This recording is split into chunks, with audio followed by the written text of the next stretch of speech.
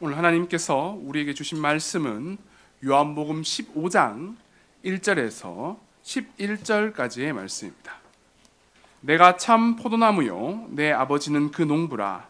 물은 내게 있어 과실을 맺지 아니하는 가지는 아버지께서 이를 제해 버리시고 무릇 과실을 맺는 가지는 더 과실을 맺게 하려 하여 이를 깨끗게 하시느니라. 너희는 내가 일러준 말로 이미 깨끗하였으니 내 안에 거하라. 나도 너희 안에 거하리라. 가지가 포도나무에 붙어있지 아니하면 절로 과실을 맺을 수 없음 같이 너희도 내 안에 있지 아니하면 그러하리라. 나는 포도나무요 너희는 가지니 저가 내 안에 내가 저 안에 있으면 이 사람은 과실을 많이 맺나니 나를 떠나서는 너희가 아무것도 할 수 없음이라. 사람이 내 안에 거하지 아니하면 가지처럼 밖에 버리어 말라지나니 사람들이 이것을 모아다가 불에 던져 사르느니라. 너희가 내 안에 거하고 내 말이 너희 안에 거하면 무엇이든지 원하는 대로 구하라. 그리하면 이루리라. 너희가 과실을 많이 맺으면 내 아버지께서 영광을 받으실 것이요 너희가 내 제자가 되리라. 아버지께서 나를 사랑하신 것 같이 나도 너희를 사랑하였으니 나의 사랑 안에 거하라. 내가 아버지의 계명을 지켜 그의 사랑 안에 거하는 것 같이 너희도 내 계명을 지키면 내 사랑 안에 거하리라. 내가 이것을 너희에게 이름은 내 기쁨이 너희 안에 있어 너희 기쁨을 충만하게 하려 함이니라. 아멘. 그리고 말씀이 한 구절 더 있습니다. 누가복음 10장 38절에서 42절까지 말씀입니다. 저희가 길 갈 때에 예수께서 한 촌에 들어가심에 마르다라 이름하는 한 여자가 자기 집으로 영접하더라.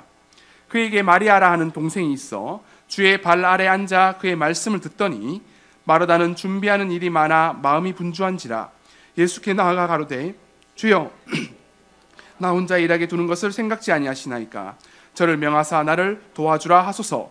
주께서 대답하여 가라사대 마르다야 마르다야 내가 많은 일로 염려하고 근심하나 그러나 몇 가지만 하든지 혹 한 가지만이라도 족하니라. 마리아는 이 좋은 편을 택하였으니 빼앗기지 아니하리라 하시니라. 아멘. 2015년 어머니 기도의 네 번째 말씀을 전해주실 분은 우리 한신교회 교육자이신 하민원 준목님이십니다. 나를 찾아서라는 제목으로 말씀 전하실 때 큰 은혜 받으시기 바랍니다. 우리 준목님 나오실 때 큰 박수로 맞이해 주십시오. 네, 할렐루야. 먼저 기도하고 말씀 함께 나누겠습니다. 사랑하는 하나님, 부족한 자를 이곳에 세우시니 감사합니다. 저의 생각을 말하는 것이 아니라 주님의 마음과 주님께서 원하신 바를 함께 나눌 수 있도록 함께하여 주시옵소서. 귀하신 예수님의 이름으로 기도합니다. 아멘. 안녕하세요. 저는 하민원 준목입니다. 네, 저를 아직 모르시는 분도 좀 계실 것 같은데요. 한신교에서 유치부를 맡아서 사역하고 있고요. 우리 드보라회를 또 맡아서 열심히 사역하고 있습니다. 저는 참 이 자리에 제가 있다는 게 너무 참 신기합니다. 어떤 게 신기하냐면요. 어머니 기도의 강사라고 하면 이 스펙이 보통 장난이 아닙니다. 근데 아직 이런 나이에 여기에 쓴다는 것은 참 놀라운 일이 아닐까. 저는 이렇게 참 감동되고 참 은혜 받는 이 자리가 되어서 저 참 너무 기쁩니다. 그래서 제가 이곳에 쓸 수 있도록 도와주신 하나님께 먼저 감사를 드리고요. 그리고 참 지혜로운 판단을 해주신 우리 스태프분들에게 참 감사를 드립니다. 저는 참 보잘것없습니다. 제가 생각하기에 여기에 계신 어머님들이 저보다 훨씬 낫다고 생각합니다. 저 공부도 그렇게 잘했던 사람도 아니고요. 저는 어렸을 때 아주 시골에서 계속 자랐습니다.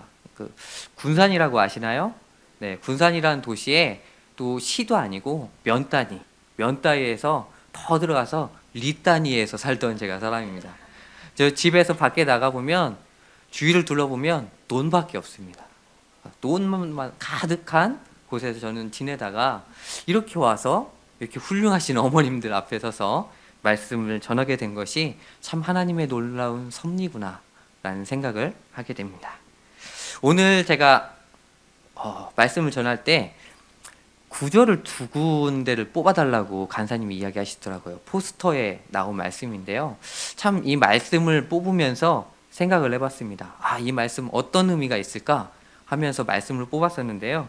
5절과 요한복음 말씀입니다. 요한복음 5절과 7절 말씀입니다. 오늘 말씀 읽을 때는요, 요한복음하고 마가복음이 계속 왔다 갔다 할 겁니다. 그러니까 덮지 마시고 뭘 하나 껴놓으셔서 한 번에 착착 피셔서 같이 읽으면 더욱 좋겠습니다. 요한복음 5장과 7절 말씀인데요. 그 15장 우리 7절 말씀을 함께 읽도록 하겠습니다. 너희가 내 안에 거하고 내 말이 너희 안에 거하면 무엇이든지 원하는 대로 구하라. 그리하면 이루리라. 아멘. 네, 말씀 좋죠? 네. 무엇이든지 원하는 대로 구하라.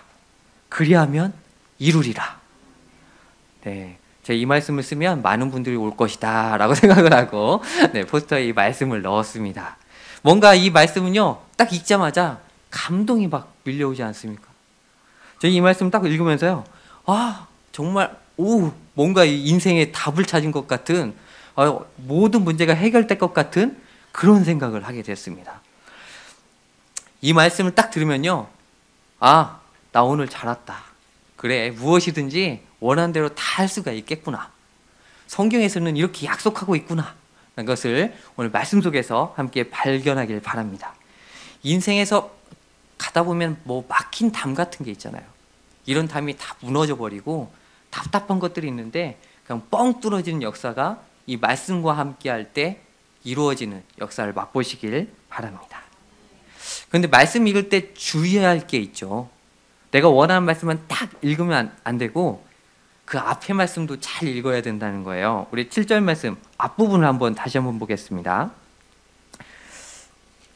너희가 내 안에 거하고 내 말이 너희 안에 거하며. 하나님이요, 그냥 약속만 주시면 좋은데 조건이 앞에 딱 있습니다. 뭐 아무거나 말하면 다 이루어지면 사실 하나님이 그냥 요술방망이죠. 근데 요술방망이가 아니라 하나님께서는 이 조건을 주셨는데요. 내가 예수님 안에 거하고 예수님이 내 안에 거하시면 이라고 말씀하십니다. 즉 내가 예수님 안에 있고 예수님이 내 안에 있으면. 5절에서도 이와 같이 말하고 있습니다. 함께 읽겠습니다. 나는 포도나무요 너희는 가지니 저가 내 안에 내가 저 안에 있으면 이 사람은 과실을 많이 맺나니 나를 떠나서는 너희가 아무것도 할 수 없음이라. 아멘.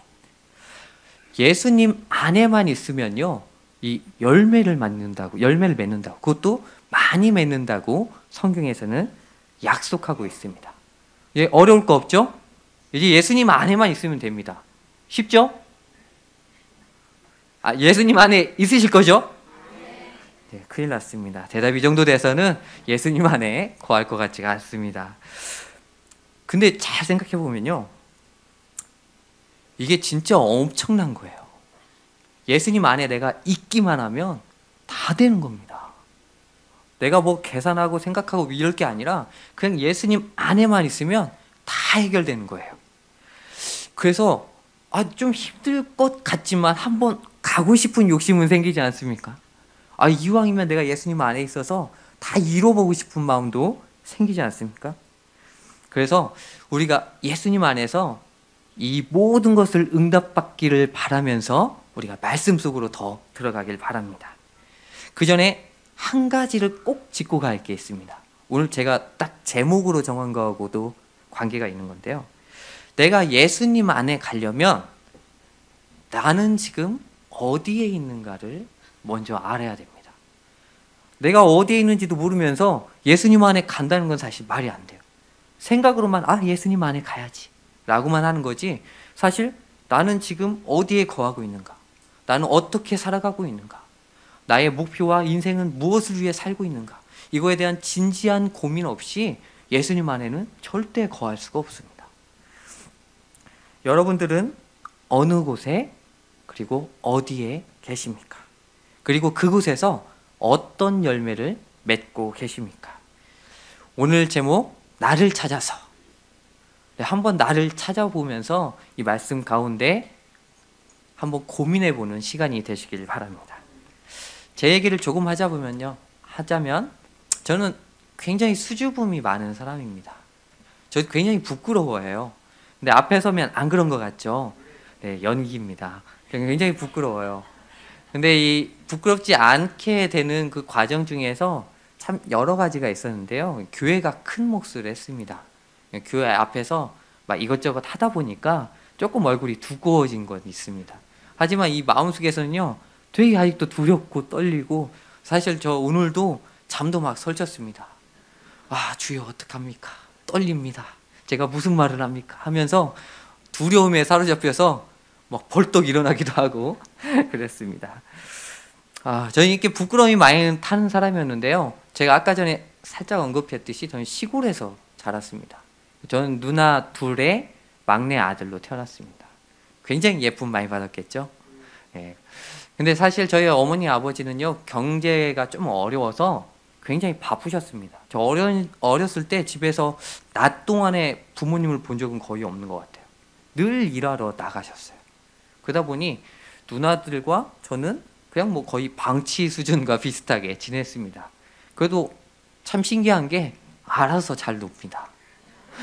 애들 뭐 못 놀아서 걱정하시는데 사실 그냥 놔두면 자기가 알아서 놀입니다. 결국 놀 곳을 찾게 되죠. 그래서 열심히 알아서 놀면서 지냈습니다. 어떻게 보면 교육적으로 사실 염려되는 아이 중에 하나예요. 이게 방치되면 나중에 좀 삐뚤어지지는 않을까? 잘못된 길로 가지는 않을까? 이렇게 염려도 사실 되잖아요. 그런데 참 너무 신기한 게 저희 누나도 그렇고 저도 그렇고 참 잘 자란 것 같아요. 네, 인정을 안 해주시죠. 모르기 때문에. 아무튼 잘 자랐습니다. 그래서 우리 동네에서도 어느 정도 인정합니다. 우리 아이들 참 잘 자랐다. 네. 그래서 이렇게 관리도 못 받았는데 어떻게 이렇게 내가 성장할 수 있었지? 라고 고민을 한번 해보게 됐어요. 어떻게 내가 이렇게 자랐을까? 지금의 나는 어떻게 만들어지게 됐을까? 라는 고민을 해봤습니다. 근데 어렸을 때는 몰랐었는데요. 커가면서 알게 되는 게 있었는데 그게 뭐냐면 부모님께 배웠다는 것을 알게 됐어요. 부모님께 내가 배웠구나. 부모님께 내가 배웠구나. 라는 것을 깨닫게 됐어요. 저희 아버지는요, 지금 70이 조금 넘으셨어요. 근데 지금도 살이 찌질 않으시는 거예요. 늘 빼빼하세요. 저보다 더 빼빼하세요. 근데 왜 빼빼하신가 봤더니 늘 고민이 많으신 거예요. 늘 고민하고 계세요. 그것이 어떤 고민을 하냐? 우리 가족, 어렸을 때부터 제가 가난했다고 그랬잖아요. 이 경제적인 문제에 있어서 계속 고민하시는 거예요. 1월 달인데요. 12월까지 걱정을 하고 계세요. 야, 큰일 났다. 이렇게 하면 12월까지 못 먹고 사는데. 응? 지금 융자 받다고 하죠. 융자 받아서 이거 다시 갖고 나면 남는 게 하나도 없는데 이거 어떻게 사나. 이런 고민을 계속 하시면서 사시는 거예요.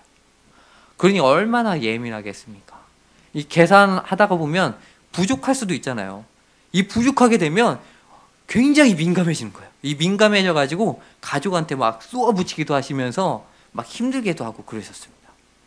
그런데 저는 굉장히 그게 단점으로 보였는데 지나고 보니까 이게 엄청난 책임감이라는 것을 알게 됐어요. 가족을 이끌어 가려는 아버지의 책임감. 그리고 그것을 위해서 계속 일하시는 아버지의 성실함을 제가 그곳에서 보게 됐습니다. 그리고 아버지는요, 정말 꼼꼼하세요. 간혹가다 저한테 꼼꼼하다고 하시는 분이 있는데 저는 진짜 꼼꼼한 것도 아닙니다. 저희 아버지는 남들이 한 번 볼 거 막 두세 번을 보고 계세요. 그 예로 제가 하나 들면 이제 논에요. 그 농사를 잘 지려면 물을 넣었다 뺐다 이걸 잘해야 합니다. 그런데 저희 아버지는 수시로 물을 넣었다가 또 뺐다가 물을 넣었다가 뺐다가 이거를 계속 반복하세요. 얼마나 그 상태를 유지하기 위해서 노력하시는지를 정말 많이 깨닫게 됩니다. 또 하나는 저희 어머니한테 배운 것이 있다는 것을 깨닫게 됐어요. 저희 어머니는 크게 두 가지를 저에게 알려주었습니다. 첫 번째는 신앙입니다. 저희 어머니는 참 권사님이신데 기도를 참 열심히 하세요. 정말 신앙생활 하면 정말 중요하다라고 저한테 이야기하시고 지금도 어머니 잘 지내세요 라고 전화하면 끊을 때 늘 하시는 말이 있어요. 야, 기도해야 된다. 야, 기도해야 된다. 기도 않고는 살아남을 수가 없다. 야, 기도 안 하면 망한다. 기도해야 된다. 늘 이 말씀을 저한테 하세요. 그리고 저희 어머니는 그것처럼 교회는 어떻게든 꼭 가야 하는 곳이었고, 헌금도 저희 아버지가 얼마나 민감합니까? 경제적인 딱 잡고 있어서 여유자금이 전혀 어머니는 없어요. 경제권이 딱 잡고 있는데 어떻게든 조금씩 모아가지고 헌금을 합니다. 뭐 강사 목사님이 오면 강사 목사님께 드리기도 하고, 또 뭐 무슨 일이 생기면 하면 감사 헌금으로 드리기도 하면서 어떻게 하면 헌금을 더 드릴 수 있을까를 고민하시면서 사셨던 게 저희 어머니셨습니다. 그러다 보니까 저희 누나와 저는 자연스럽게 교회 안에서 계속 있게 되었고, 그리고 믿음이 그 안에서 자라나게 됐습니다. 그리고 굉장히 부끄러운 많이 타는 것도 사실 교회에서 이렇게 차근차근 없어지게 되었습니다.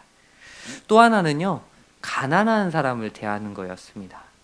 참 그래도 저는 여기 계신 분보다 굉장히 최신에 살았잖아요. 최신의 삶을 살았는데, 저 어렸을 때 동네에 국어라는 사람들이 있었어요.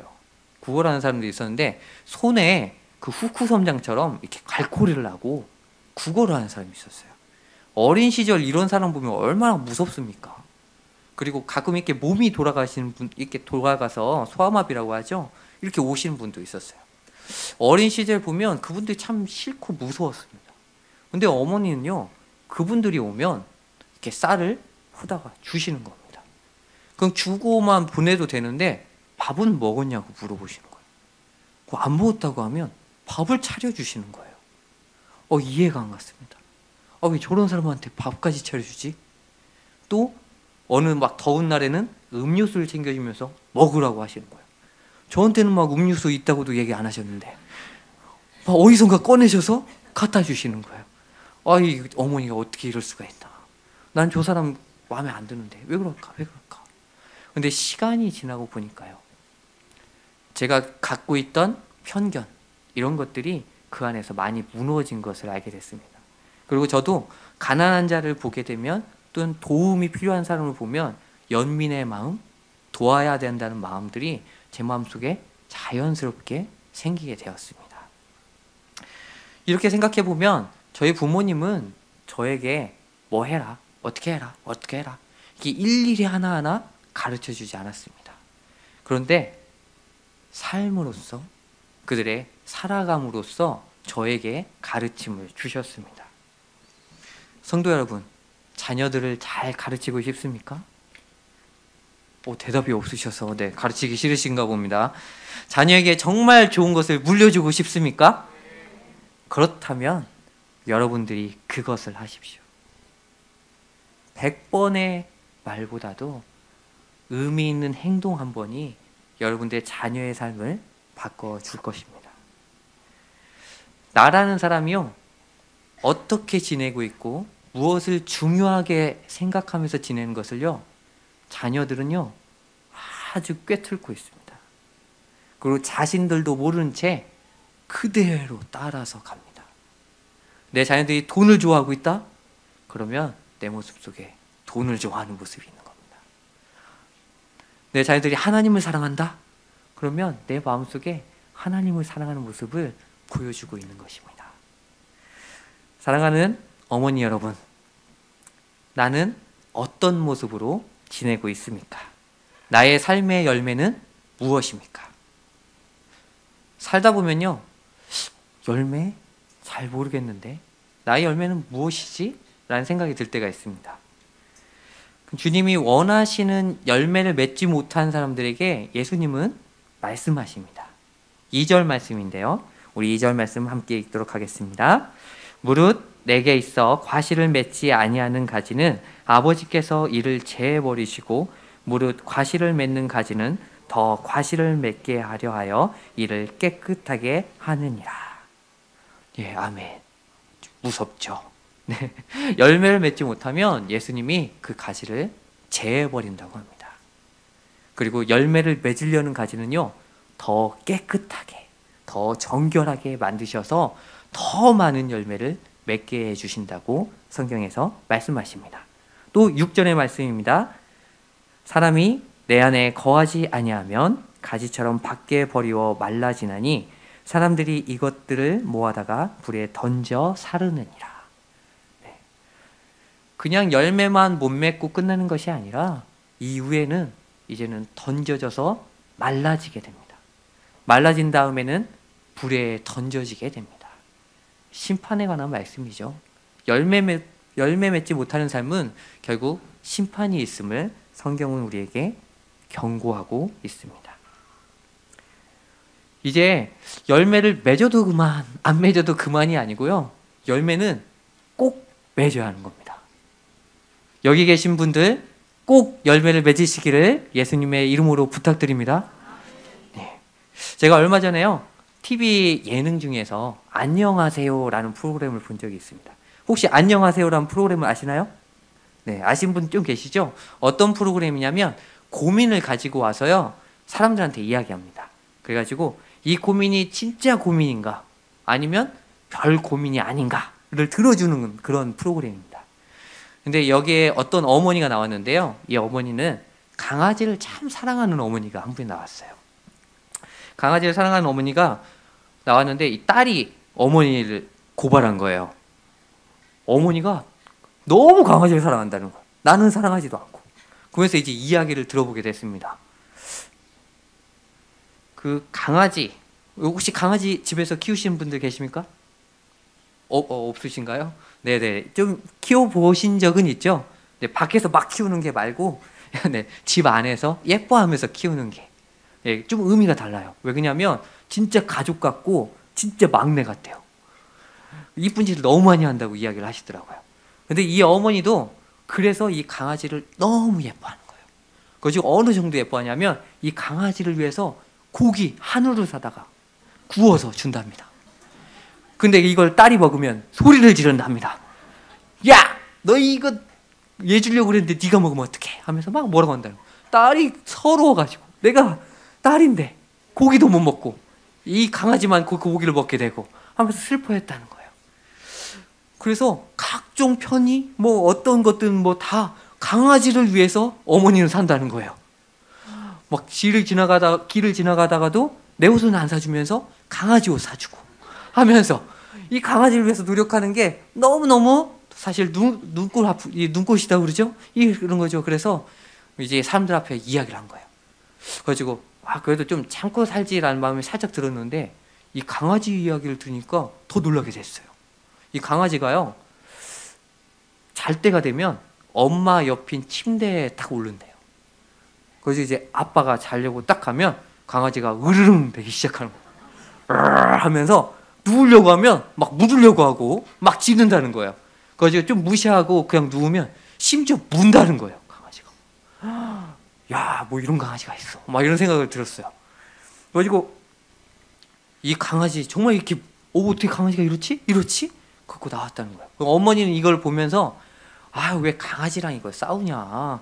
그냥 지혜로운 사람이 알아서 피하면 되는 건데 그냥 아빠 보고 다른 방 가서 자라 라고 이야기를 한다는 거예요. 아빠는 엄마하고 같이 못 자고 다른 방 가서 잠을 자기가 일수라는 겁니다. 이 문제를 가지고 해결하기 위해서 사람들한테 이야기를 했어요. 어떻게 하면 이 문제를 해결할 수 있을까? 라고 물어봤습니다. 왜 강아지는 자기 분수도 모르고 왜 이렇게 생활을 하는 걸까? 라고 이야기를 한 거예요. 그랬더니 이 제작진이요, 강아지 전문가를 딱 초빙을 해가지고 인터뷰를 딱 딴 거예요. 어떤 강아지 전문가가 말하길 이렇게 이야기한 겁니다. 이 강아지가 자기의 서열이 엄마 다음으로 생각한다는 거예요. 그래서 다른 사람이 나한테 이야기하면 어디 감히 서열도 안 되는 것이 내 앞에서 껄쩍거려 하면서 으렁거리고 운다는 거예요. 자기한테 뭐라고 할 수 있는 사람은 유일하게 엄마밖에 없어요. 그래서 이 버릇을 고치려면 엄마가 잘못된 행동을 할 때 꾸짖고 해줬어야 이 강아지가 깨닫고 잘못을 알고 자기 서열을 다시 잡는다고 이야기를 하는 거예요. 참 재밌는 이야기죠. 그런데 이 서열의 문제가요, 사실 우리가 사는 어느 곳에나 다 있습니다. 우리가 깨닫지 못해서 그렇지 어딘가에 다 존재하는 문제죠. 그 중에서 우리 가정 안에서도 서열이 사실 존재합니다. 저는 조금 요즘 안타까운 걸 보면 아버지의 서열은 과연 어디인가? 라는 생각을 할 때예요. 네, 옛날에 아버지 하면 좀 약간 가부장적인 아버지의 모습 생각하면 정말 서열이 장난이 아니었습니다. 아버지가 숟가락을 딱 들기 전에 수저를 드는 것은 상상도 할 수 없는 일이었고요. 가장 맛있고 가장 좋은 부분은 아버지 앞에 딱 있었습니다. 그리고 나머지 것을 가족들이 나눠 먹었죠. 그리고 어디에 나가거나 어디 갔다가 들어올 때 꼭 먼저 아버지께 들어와서 인사를 하고 가게 했습니다. 물론 지금도 그렇게 하시는 집도 있을 거라고 생각해요. 그런데 요즘은요, 대부분의 집이 아이가 중심입니다. 서열의 맨 윗부분에 엄마 앤 아이가 이렇게 차지하고 있어요. 그래서 이 아이, 좀 꼬집어서 얘기하면 그냥 아이가 아니고요. 사실 좀 더 성장하는 거 보면 아이의 성적, 아이의 공부가 가장 서열의 윗부분을 차지하고 있습니다. 그러다 보니까 아이들은요, 본능적으로 아까 말한 강아지처럼 자기의 서열을 높게 잡게 됩니다. 이 높게 잡게 된 문제가 어떻게 되는지 알겠죠? 이 밑에 있는 문제, 엄마 문제, 아빠 문제, 이런 건 자기하고 전혀 상관이 없습니다. 오직 나하고 관계된 것, 나의 공부에 관련된 것, 나의 점수에 관련한 것이 자기 인생에 있어서 가장 중요하게 잡히게 되는 겁니다. 여러분들, 우리의 가정이 그래서야 되겠습니까? 나중에 지나고 나면요, 이 애들은 자기밖에 모릅니다. 그렇게 자라왔어요. 엄마 아빠가 자기에게 그렇게 서열을 알려줬어요. 이렇게 사는 것이 맞다고 알려줬어요. 우리 가정 안에서 다시 한번 서열의 문제를 생각해 봐야 됩니다. 과연 누가 맨 위에 있나? 다시 한번 되짚어 봐야 합니다. 가정의 맨 위에 누가 있어야겠습니까? 네, 하나님이 계셔야 합니다.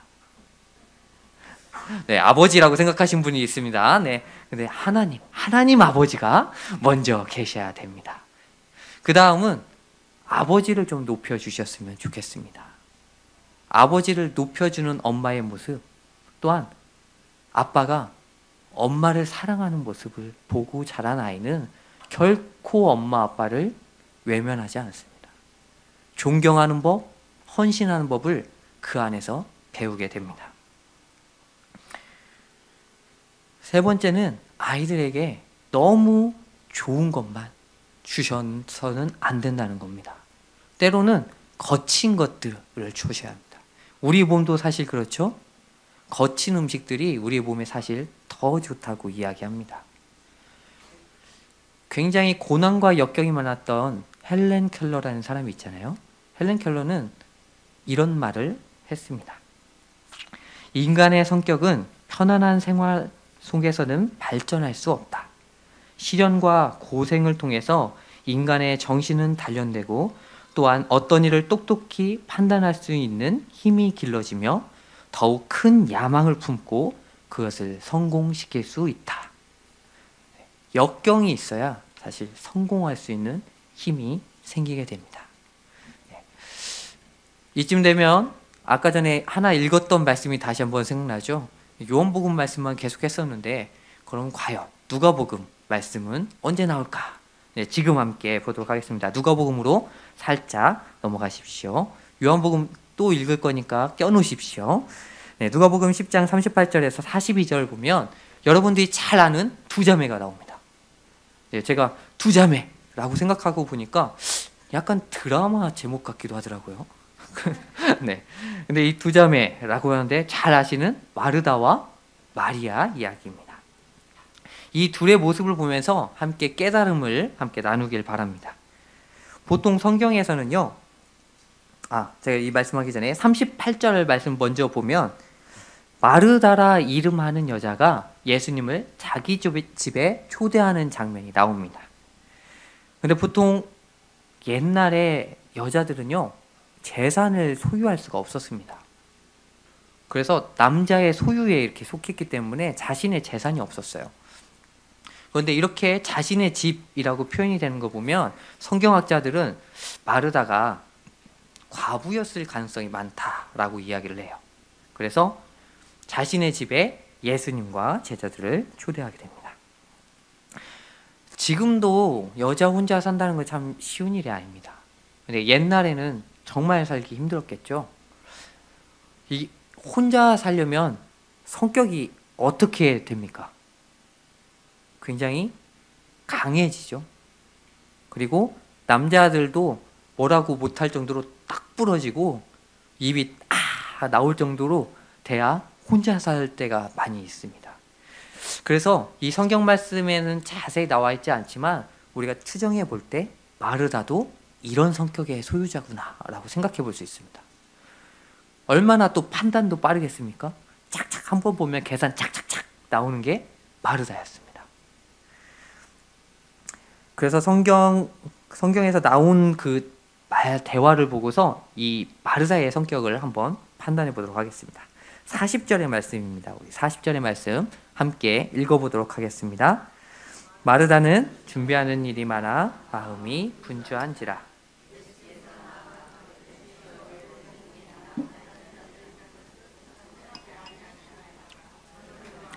나를 도와주소서.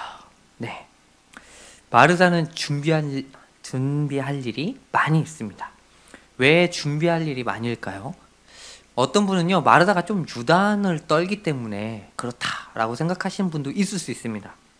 그런데 굉장히 편하게 생각해 보면요, 우리 집에 귀한 손님이 옵니다. 엄마들 바쁩니까? 안 바쁩니까? 바쁩니다. 맨 처음에 무엇을 해야죠?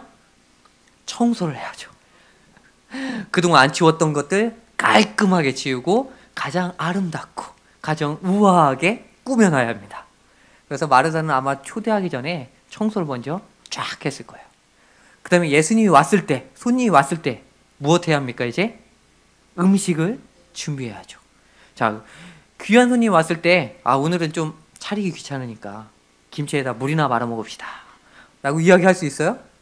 그런 분은 없죠. 귀한 손님이 오면 정말 중요하게 더 노력해서 맛있는 것을 대접하는 게 보통 우리들의 마음입니다.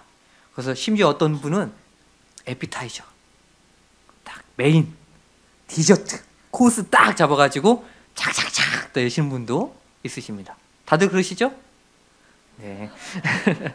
네, 한번 그러시면 아마 손님이 엄청 감동을 받을 거예요. 네. 그래서 마르다는 이렇게 준비하느라고 굉장히 힘들었습니다.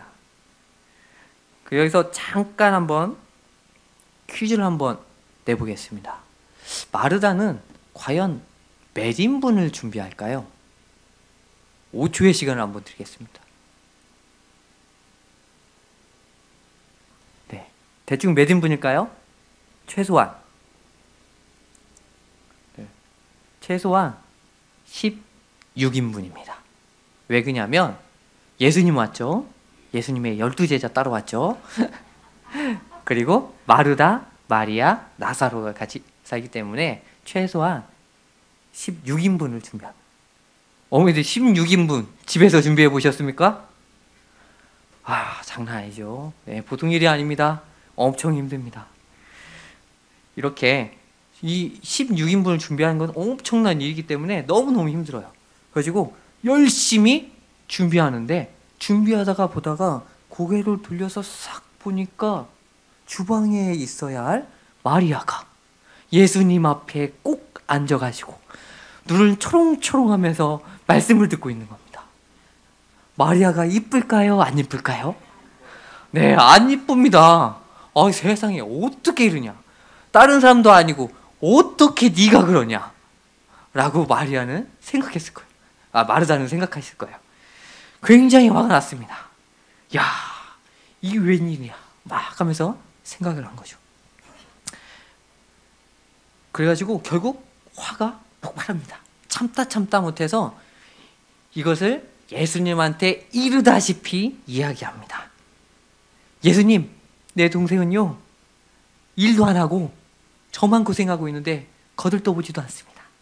제 동생한테 뭐라고 좀 해주세요 라고 합니다. 이 마음 이해 가시죠? 이런 상황 한 번씩은 겪어보신 적 있으시죠? 그런데 예수님은요, 내가 원하는 대답이 아니라 전혀 다른 대답을 해주십니다. 41절과 42절 말씀인데요. 함께 읽어보겠습니다. 주께서 대답하여 가라사대 마르다야 마르다야 내가 많은 일로 염려하고 근심하나 그러나 몇 가지만 하든지 혹 한 가지만이라도 족하니라. 마리아는 이 좋은 편을 택하였으니 빼앗기지 아니하리라 하시니라. 아멘. 자, 이게 성경의 말씀이니까 아멘이지 우리 상황이었다고 생각을 해보십시오. 내가 그렇게 막 열심히 하는데 예수님이 야 마리아는 좋은 편을 택했으니 라고 딱 말한다고 해보십시오. 속이 어떻습니까? 답답합니다. 예수님 믿었건만 예수님은 어쩜 나한테 이러실까? 어쩌면 예수님이 나한테 이런 말을 하실까? 이렇게 생각할 수 있습니다. 그래서 굉장히 서운했을 것 같아요. 마르다는. 성경에는 안 나와 있지만 이 말을 딱 들었을 때는 굉장히 서운하고 와 예수님은 나는 안 사랑하고 마리아만 좋아하시나 보다 라고 생각할 수도 있습니다. 제가 만약 그 자리에 있었으면 예수님한테 이렇게 직설적으로 한번 물어봤을 수도 있을 것 같아요. 예수님 저한테 뭐 억한 감정 있으세요? 아니면 뭐 저한테 뭐 평소에 안 좋은 뭐 그런 게 있으셨나요? 이렇게 물어봤을 것 같아요. 근데 마르다는 참 성숙했나 봐요. 안 물어봤습니다. 그런데 이 책을 이 내용을 그 유명한 신학자인 제임스 패커라고 있는데요. 이분은 그의 책 소망에서 이 부분을 다루고 있습니다. 그러면서 마르다를 이렇게 보고 있습니다. 마르다는 자신을 자신의 집에서 최고의 책임자 위치에 놓고 있다. 그래서 예수님의 생각과 판단보다도 자신의 생각이 답이라고 생각한다. 그 예로 마르다의 말을 천천히 한번 다시 보도록 하겠습니다. 40절 다시 한번 읽어보겠습니다. 마르다는 준비하는 일이 많아 마음이 분주한지라 예수께 나와 가로되 주여 내 동생이 나 혼자 일하게 두는 것을 생각지 아니하시나이까? 저를 명하사 나를 도와주소서.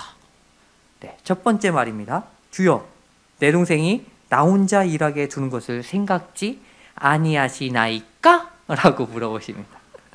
말투가 어떻게 느껴지십니까? 네, 뭔가 불만에 차 있습니다. 이 말투를 다시 한번 읽어보면요 불만이 가득합니다.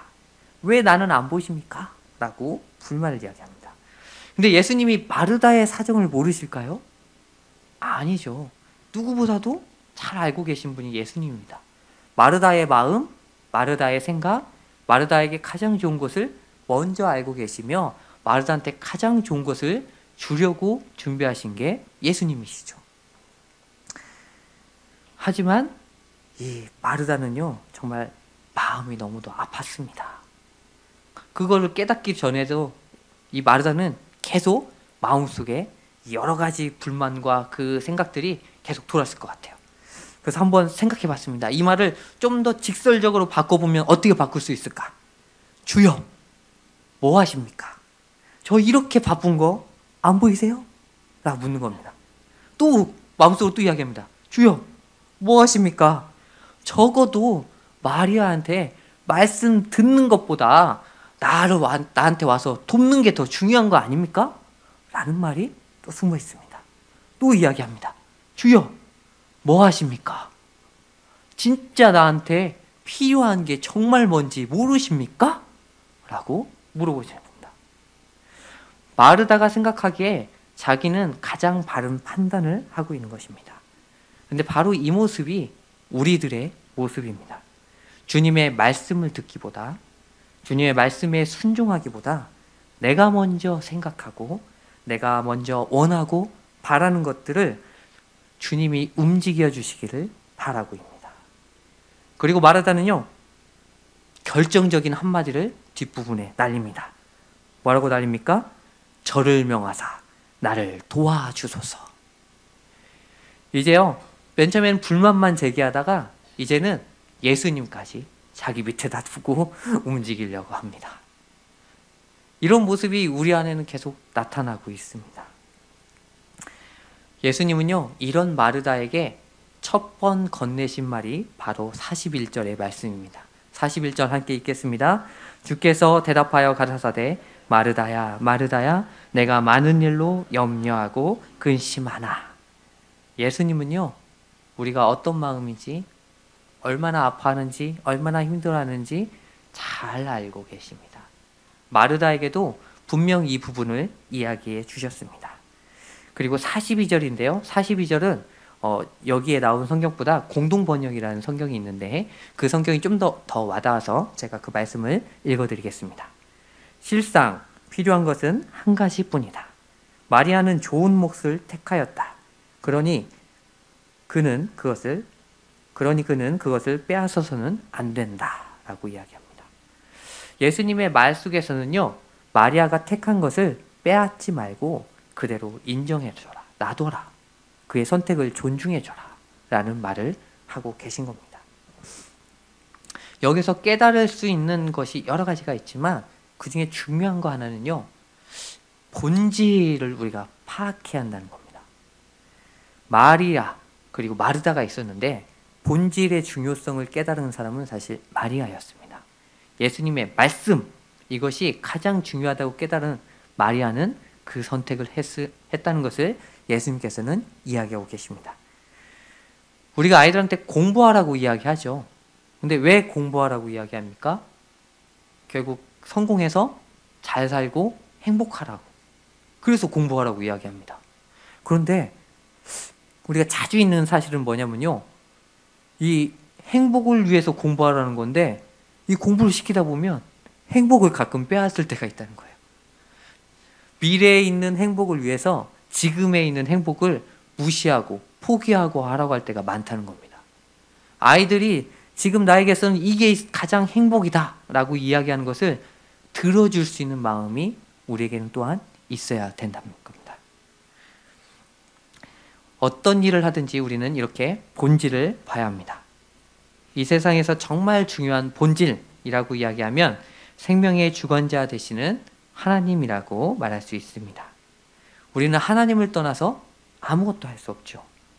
이 모든 것이 하나님께로부터 왔기 때문입니다.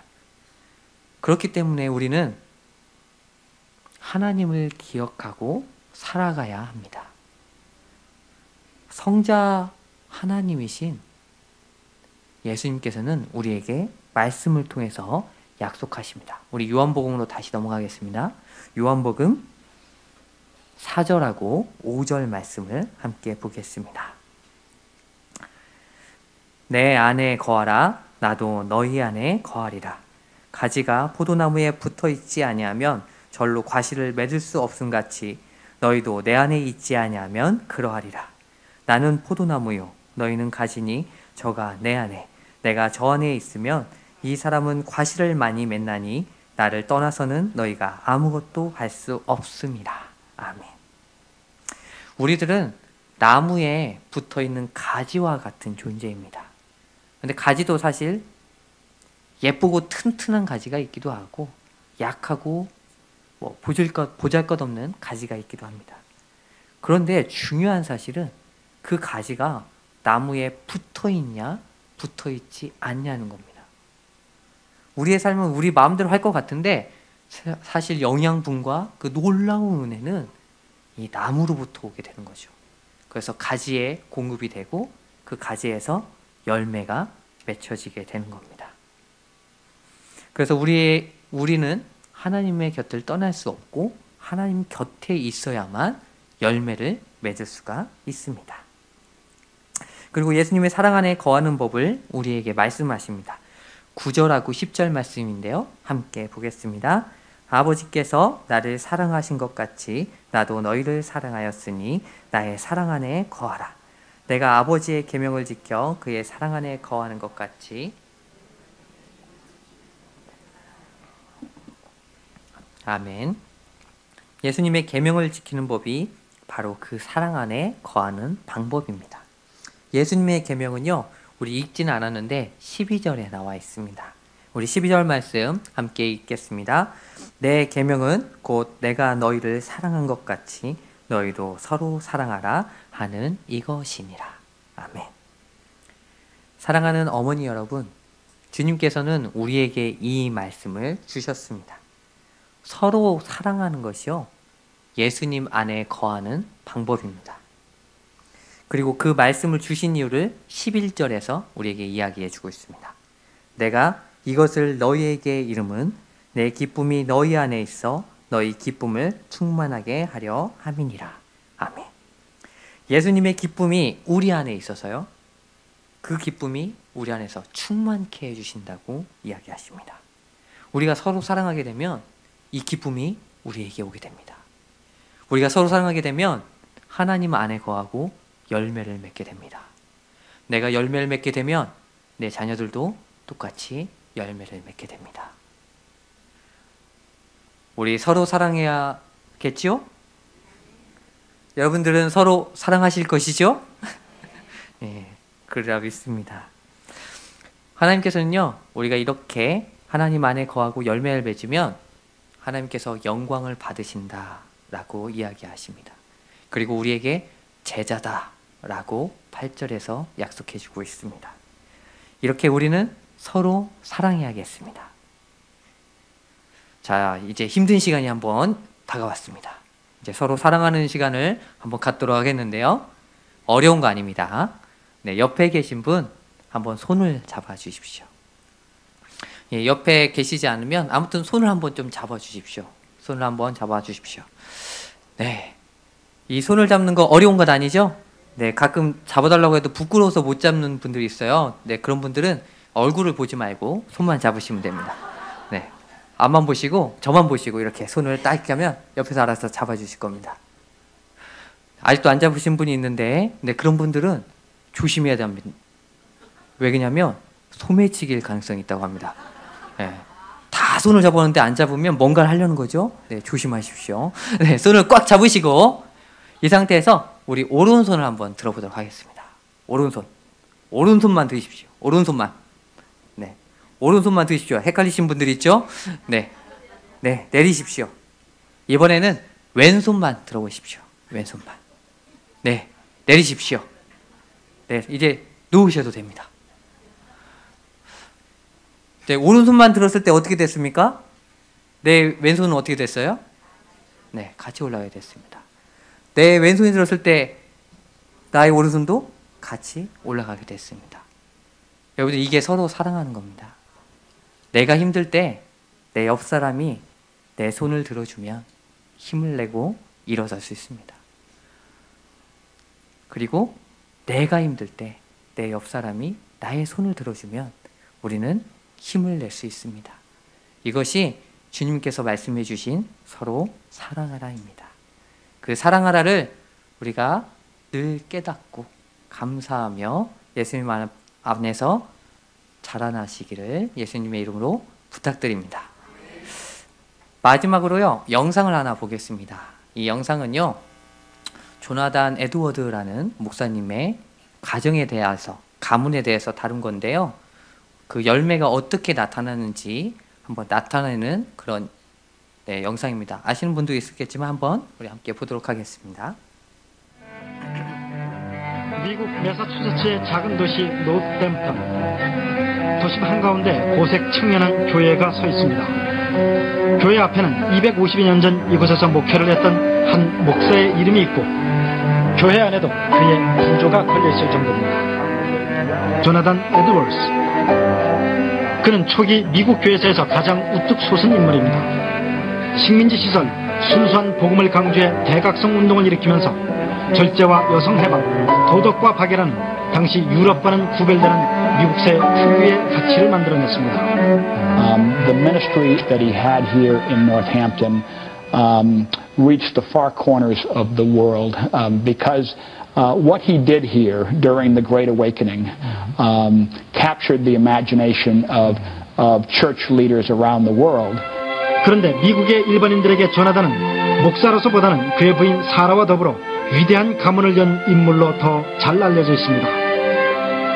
교회에서 멀지 않은 이 집에서 조나단 부부는 11명의 자녀를 두게 되는데, 이때부터 미국을 움직이는 위대한 인물들이 줄줄이 태어나는 것입니다. 지금까지 8대를 내려오면서 부통령이 나왔고, 주지사가 3명, 대학 총장이 13명, 인구 600만 이상의 대도시 시장이 3명, 장차관급 공무원이 82명, 변호사가 149명, 판검사 48명, 목사가 116명, 의사가 68명, 교수가 65명, 세계적인 사업가가 75명, 뛰어난 발명가가 25명이 탄생했습니다.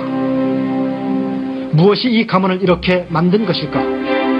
교회의 목사는 우선적으로 그의 신앙심을 꼽았습니다.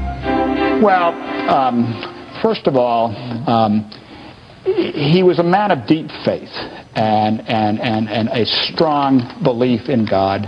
조나단은 원래 이 자리에 있었던 작은 시골 교회에서 태어났습니다. 그의 아버지 티모시가 세운 이 작은 시골 교회에서 조나단은 어린 시절을 보내면서 그의 평생의 밑거름이 된 독실한 신앙심과 그리고 인간에 대한 애정을 키우면서 자라났습니다.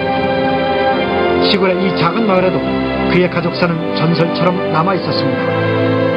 That they named the middle school in town after Timothy Edwards because of his forward thinking in educating his daughters.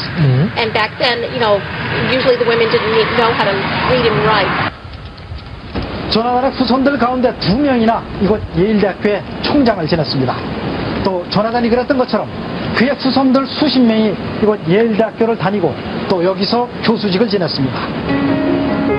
예일대 고문서 도서관에는 조나단이 성경을 일일이 옮겨 쓰고 꼼꼼히 주석을 달아놓은 필사본 책이 고스란히 보관되어 있습니다. 하지만 그는 이곳에서 단순히 신학자로서가 아닌 당대 최고의 교양인으로서 지식의 지평을 폭넓게 넓혀갑니다. 예일대에는 지금 조나단 연구센터가 있습니다. 그의 사상과 또 그의 가문의 놀라운 성공을 연구하는 곳입니다. 수석 연구원도 가문의 성공 비결로 1차적으로는 교육을 들었지만 그보다 위에 가족 간의 사랑을 꼽았습니다. I would say that first of all, cultivating closeness in a family was very important for the Edwardses. Jonathan himself, was a very loving parent. 조나단 가문과 정반대로 대대로 범죄자와 마약 중독자로 가득 찬 듀크스라는 가문과 비교해보면 사랑의 힘이 얼마나 큰지 알 수 있다고도 했습니다. 그는 특히 부부간의 사랑을 강조했습니다. He and his wife had a very loving relationship. He called it a spiritual union. So that was very important. And so that bond between father and mother helped to create the atmosphere of the whole family where they felt very close.